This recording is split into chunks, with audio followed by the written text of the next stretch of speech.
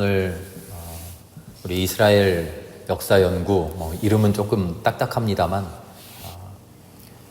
온 역사를 통해서 하나님께서 이루어 가시는 하나님 나라의 운동, 하나님 나라를 이루시고자 하는 하나님의 열심, 그 이야기를 함께 공부하는 중입니다. 오늘은 구약성경의 마지막 이야기입니다. 우리가 역사 이야기를 나눴고요. 역사 속에서 우리 인간들이 실패한 이야기를 나눴어요. 그런데 하나님의 계획은 결코 실패하지 않아서 역사는 실패했지만, 정치는, 나라는 무너졌지만 하나님께서 예언자라고 하는 예언을 통해서 하나님 나라의 진리를 끝없이 우리들에게 가르쳐주고 계셨던 것을 우리가 배웠습니다. 그런데 세상이, 정치가, 상황이 엄혹해지니까 그 예언마저도 그치게 되었죠.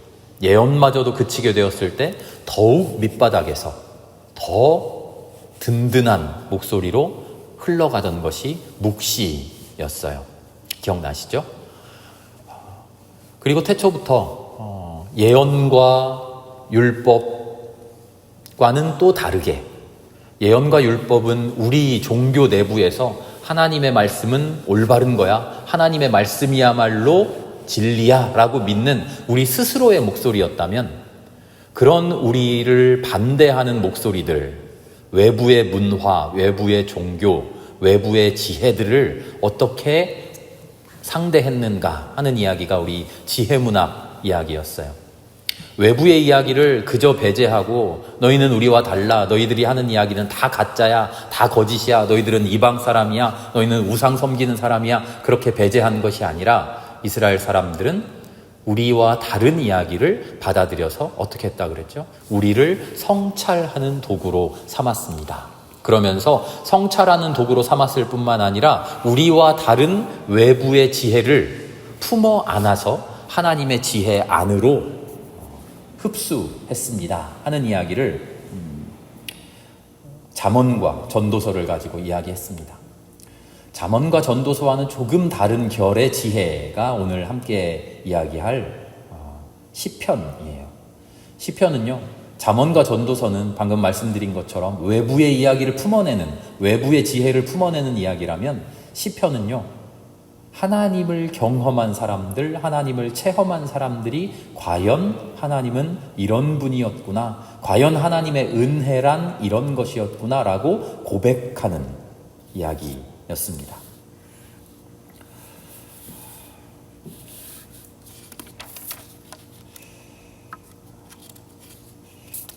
시편이 전체가 몇 편인지 알고 계시죠?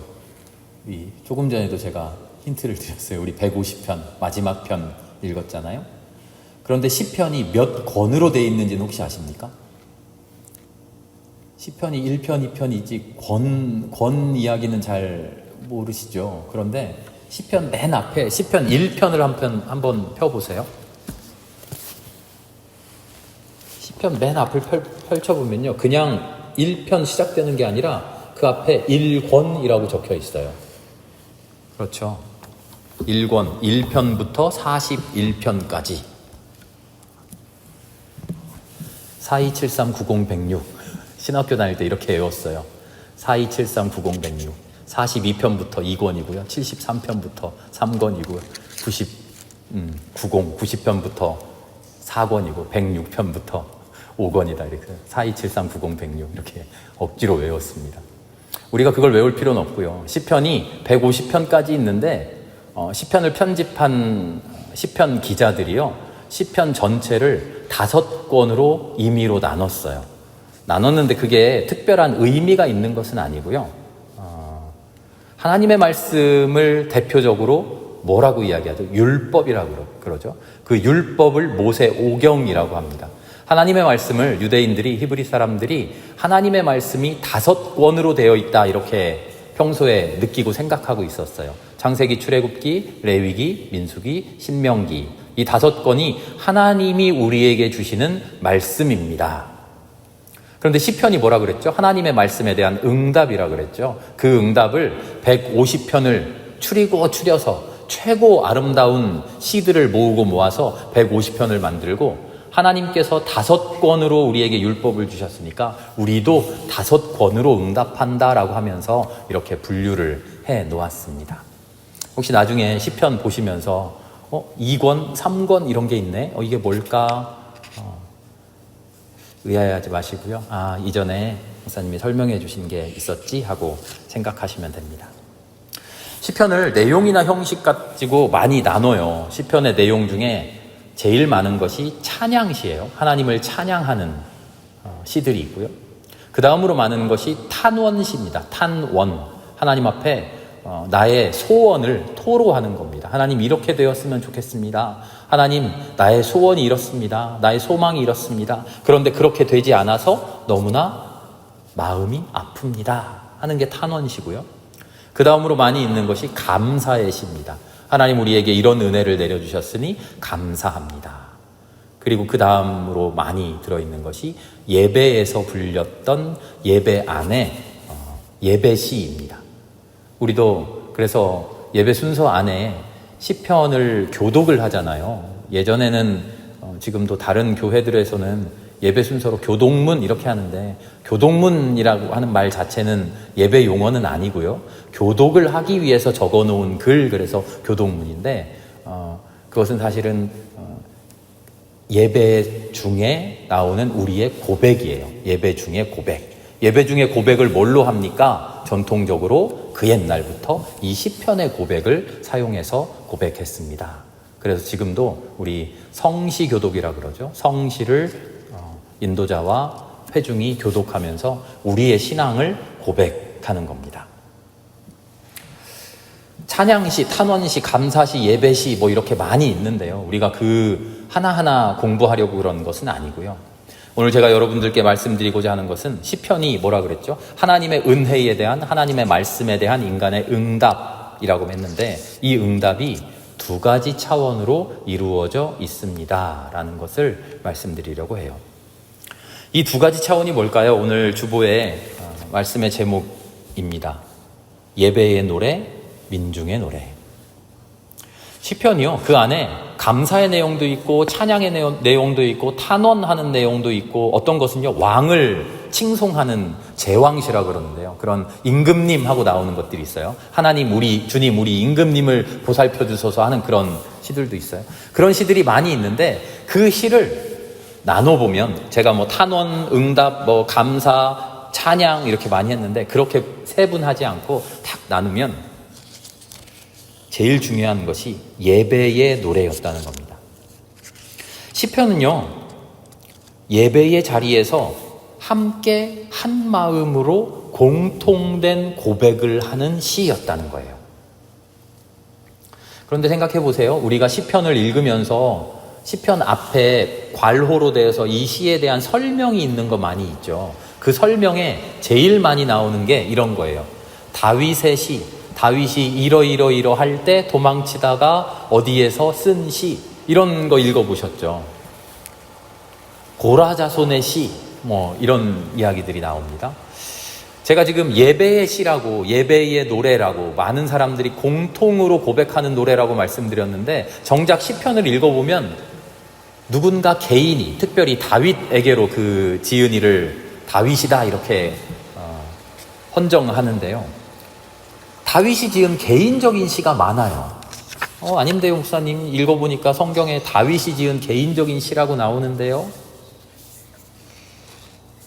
짓기는 개인적인 누군가가 지었겠죠. 그런데 그 개인적인 고백이 개인의 고백으로 끝나버리지 않고, 저 사람은 저렇게 고백했네, 저 사람의 고백이 저런가 보구나, 저 사람의 신앙이 저런가 보구나 하고 끝난 게 아니라, 그 시를 읽는 수많은 사람들이 공통된 감정을 느꼈다는 거예요. 다윗의 시를 읽으면서 맞아, 나도 딱 이런 상황인데, 맞아, 이게 딱 내 심정이네, 이게 딱 내 노래네, 다윗을 구원하셨던 것처럼 나에게도 구원을 주시면 좋겠다, 다윗이 이렇게 간절했던 것처럼 나도 지금 이렇게나 간절하다 하고, 하나님의 은혜에 대한 감사 혹은 불평 혹은 원망, 소망, 이런 것들이 개인적으로 쓰여졌지만, 그 개인적인 모든 고백이 공동체가 한 마음으로 고백하는 마음이 되었다는 거예요. 이게 시편의 제일 위대한 점입니다. 하나님에 대한 고백, 하나님의 구원에 대한 인정, 그리고 하나님의 구원에 대한 소망, 우리의 역사에 대한 평가, 우리가 어떻게 살아가야 할까라고 하는 우리의 삶에 대한 전망, 이 모든 것들이 사람들마다 다 제각각일 거 아니에요.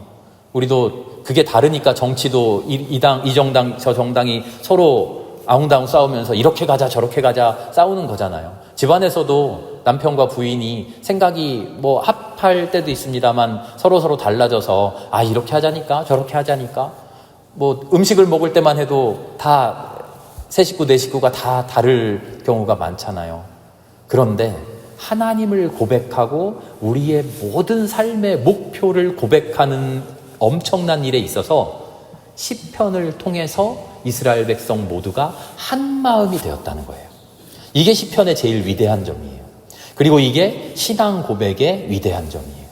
그렇게 한 마음으로 모아진 고백을 어디서 불렀다고요? 노래했다고요? 예배에서 노래했습니다. 그 마음을 각자 혼자 집에서 그래 나도 이런 마음이야 하고 그 시를 외우고 누구 아무개도 집에서 혼자 외우고 그러면서 자기도 그 시 좋아해? 나도 그 시 좋아해. 그런 공통된 마음이 아니고요. 함께 한 자리에 모여서 하나님께 예배드리는 자리에서 한 목소리로 한 마음으로 고백했습니다. 오늘 150편의 말씀을 함께 읽었는데요. 이 시편 전체의 결론입니다. 시편이 1편부터 150편까지 특별한 기승전결 그런 구조는 없는데요. 특별히 1편은 시편 전체의 서문이라고 할 수 있고요. 150편은 결론이라고 할 수 있는데 150편 결론의 말씀이 바로 이것입니다. 하나님 앞에서 춤추면서 소리 지르고 노래하고 할 수 있는 우리 인간이 할 수 있는 모든 악기를 다 동원해서 최대한으로 하나님을 찬양한다는 거예요. 이 150편에 나오는 우리 말로는 번역된 나팔, 검은고, 수금, 소고, 현금, 피리, 재금 이렇게 돼 있는데요. 이거는 사실 우리말로 옮길 수 없는 단어들이에요. 왜냐하면 이스라엘의 고유한 악기들이니까요. 우리나라에 없어요. 그래서 이거를 옮긴다는 것 자체가 말이 안 되는 이야기인데 이게 무슨 이야기냐면요. 이스라엘이 있는 이스라엘 사람들이 백성들이 동원할 수 있는 총동원할 수 있는 모든 악기를 다 가지고 와서 찬양한다는 거예요. 이게 무슨 뜻일까요? 우리가 음악을 제대로 모릅니다만 무슨 피아노 3중주 그러면 피아노도 있고 바이올린도 있고 첼로도 있고 이렇게 해서 아름다운 하모니를 내잖아요. 그런데 누가 거기에 징을 들고 와서 나도 이 악기 있는데 하고 징을 막 친다고 해보세요. 그럼 그 음악이 어떻게 될까요? 징도 칠 수 있어? 그럼 나도 꽹과리 갖고 올게 하고 꽹과리를 치면 어떻게 돼요? 막 피아노 치고 바이올린 연주하고 있는데다가 징 치고 꽹과리 치면 난장판이 되는 거잖아요. 애들도 막 와서 피리 불고 있고 캐스터네츠 딱딱딱 두드리면은 난장판이 되잖아요. 지금 시편 150편이 표현하고 있는 하나님을 찬양하는 이 현장이요. 사실은 우리말로 하자면 기타도 갖고 와라, 징도 쳐라, 꽹과리도 쳐라, 피아노도 쳐라, 오르간도 하고 휘파람 불 수 있으면 휘파람도 불고 온갖 것을 다 하라는 얘기예요. 현실적으로 생각해 봤을 때 이건 뭡니까? 난장판이에요. 우리가 생각할 때 예배는 머리에 흔히 딱 떠오르는 엄숙하고 경건하고 정돈된 그런 예배여야 되는데 시편 150편이 고백하는 하나님을 찬양합시다. 우리 전체 하나님의 은혜에 대한 고백의 결론이 하나님을 찬양합시다. 우리가 할 수 있는 모든 것을 동원해서 찬양합시다. 겉으로 보기엔 난장판 같지만 이게 돗대기 시장 같아서 이게 뭐야 할 것 같지만 그렇게 찬양합시다 하는 거예요. 어떤 목사님은요, 우리 전통으로 치자면 굿판 같다고 이야기를 해요. 굿판. 우리 종교적인 정서랑 조금 벗어나니까 받아들이긴 좀 그렇습니다만 이미지로 생각하자면 정말 떠들썩한 굿판 같은 거예요. 우리가 전통적으로 이렇게 이야기하잖아요. 신명나게 하나의 굿판을 벌여보자 이렇게 이야기하잖아요. 그 미신적인 신앙을 이야기하는 게 아니고요. 우리가 전통적으로 하는 막 떠들썩하게 우리가 할 수 있는 모든 흥을 돋아서 한번 놀아보자 하는 것을 굿판이다 이렇게 말하잖아요. 시편에서 보여지는 예배의 모습, 하나님을 찬양하는 현장이 바로 이런 떠들썩한 축제라는 거예요. 춤출 수 있는 사람 춤추고요, 노래할 수 있는 사람 노래하고요, 악기를 연주할 수 있는 사람 연주하고요. 비록 그것이 우리의 눈에는 어우러지지 않고 우리의 눈에는 화모니가 이루어지지 않고 엉망진창인 것 같지만, 우리가 동원할 수 있는, 인간이 표현할 수 있는 모든 도구를 다 가지고 나와서 하나님을 찬양합시다. 하나님을 찬양합시다. 오늘날의 엄숙하고 장엄한 그런 예배는요, 신약의 시대를 넘어가고 교회의 시대를 넘어가면서 중세 시대를 넘어가면서 단정된, 그렇게 정돈된 문화일 뿐이고요.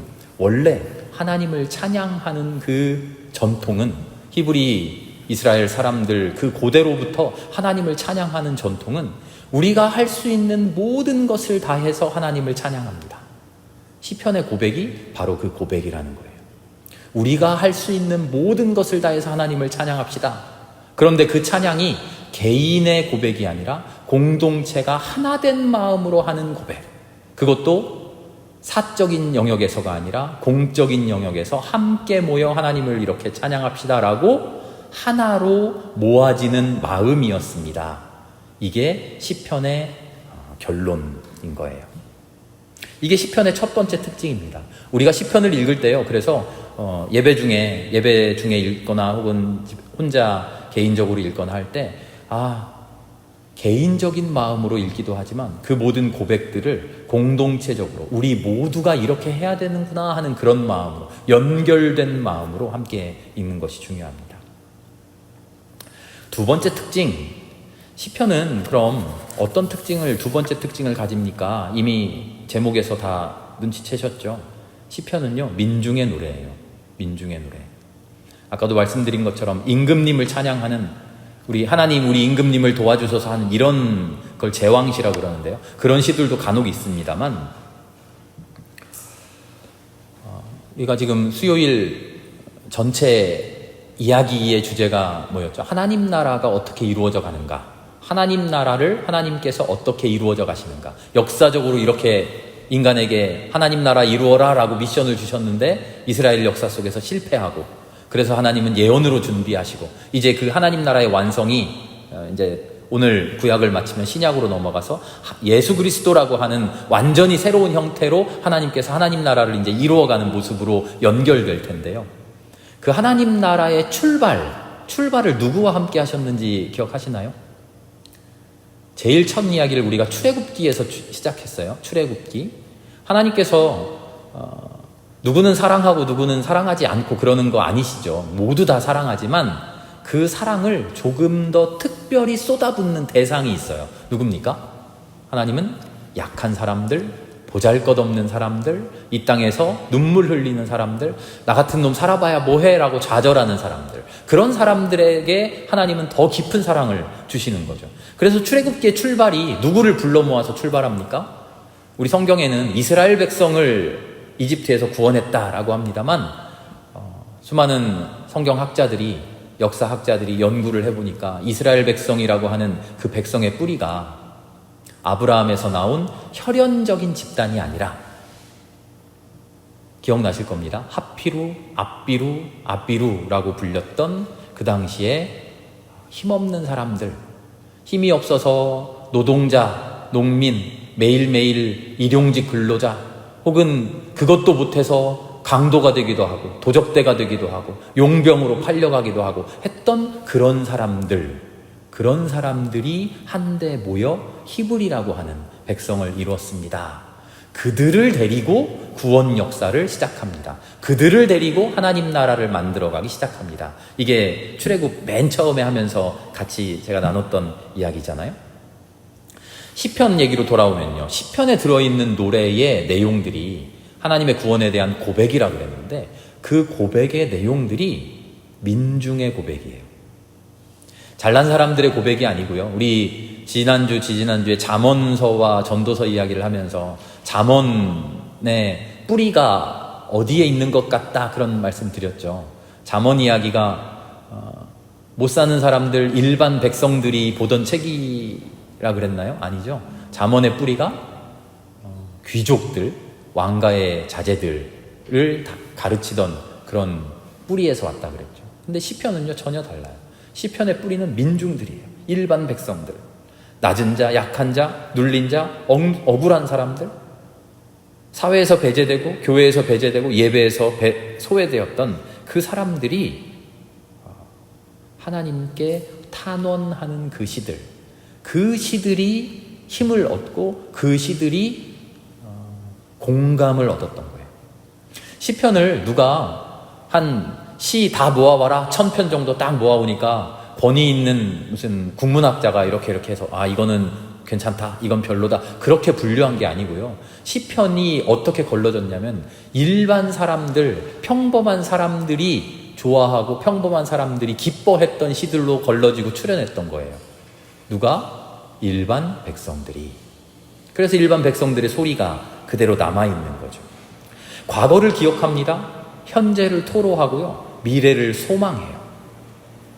그 과거를 기억하는 시가 대표적인 게 136편인데요. 이스라엘의 역사를 그 출애굽에서부터 하나하나 이런 일이 있었습니다. 이런 일이 있었습니다. 이런 일이 있었습니다 하면서 인도자와 회중이 이런 일이 있었으니 감사합니다. 이런 일이 있었으니 감사합니다 하고 그 과거를 하나하나 기억해내는 거예요. 그런가 하면 현재 상황을 하나님 앞에 온전히 드리는 그런 시들이 있어요. 시편 44편이 대표적인데요. 하나님, 나 이렇게 힘듭니다. 하나님 가만히 계시지 말고 지금 나에게 찾아오셔서 내 상황을 구해 주십시오. 일어나십시오. 우리를 어서 도와주십시오. 하나님 깨어나십시오 하는 그런 탄원들이죠.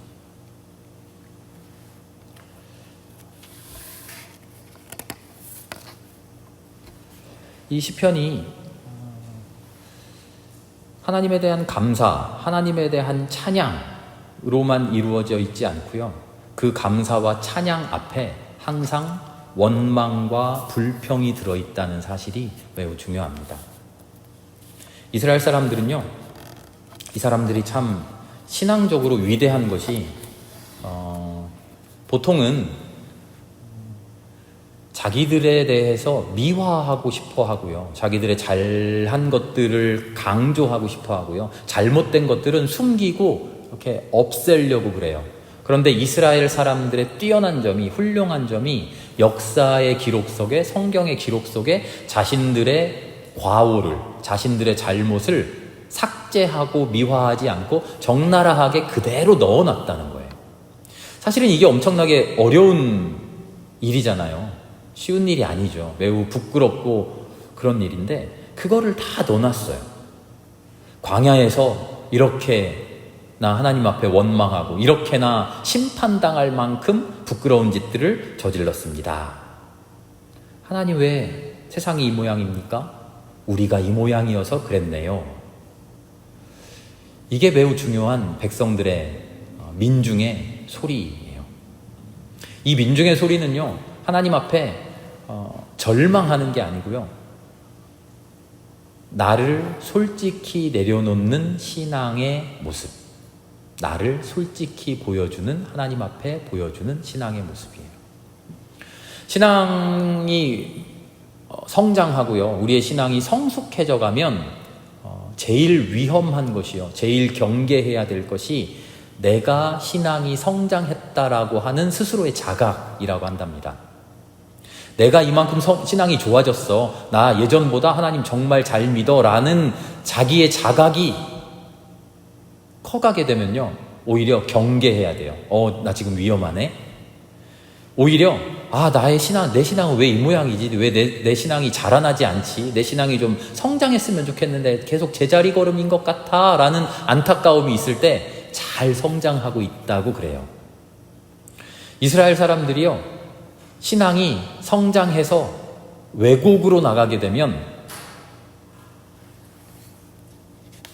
잘한 것, 하나님 세상이 잘못됐으니까 우리가 선하게 살아서 이 세상을 구원할게요, 그렇게 나갈 텐데요, 이 이스라엘 사람들의 신앙이 건강하게 자라나서 항상 어떻게 고백하냐면, 하나님 우리가 잘못했네요, 하나님 우리의 부족함이 이거네요, 하나님이 우리를 도와주셔야겠습니다, 하나님의 도움을 받으면 그 뒤가 또 중요한데요. 하나님의 도움을 받으면 우리가 온전해질 수 있네요. 하나님의 도움을 받았을 때 우리가 이렇게나 아름답게 훌륭하게 행할 수 있네요 라고 이렇게 고백한다는 거죠.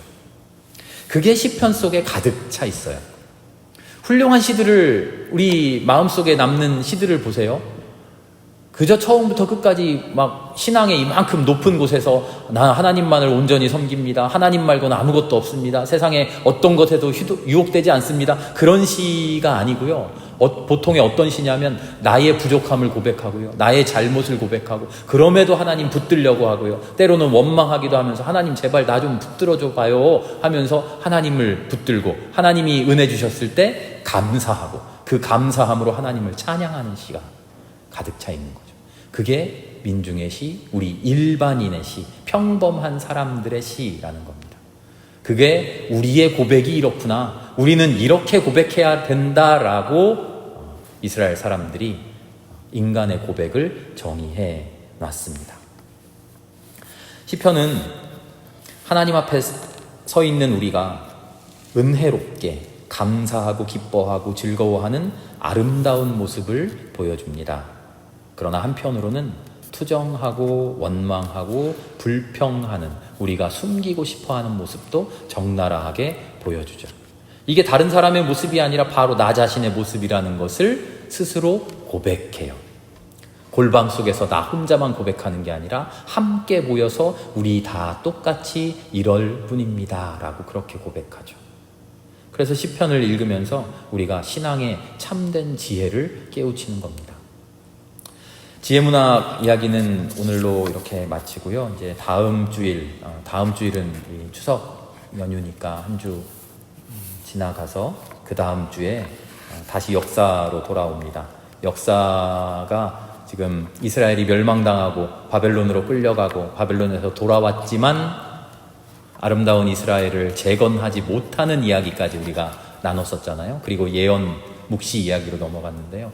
그렇게 재건하지 못하던 때가 길게 이어지다가 완전히 새로운 역사가 새롭게 시작됩니다. 그게 예수님 이야기입니다. 이 복음서 이야기, 예수님 이야기로 이어가도록 하겠습니다. 우리 함께 기도합니다.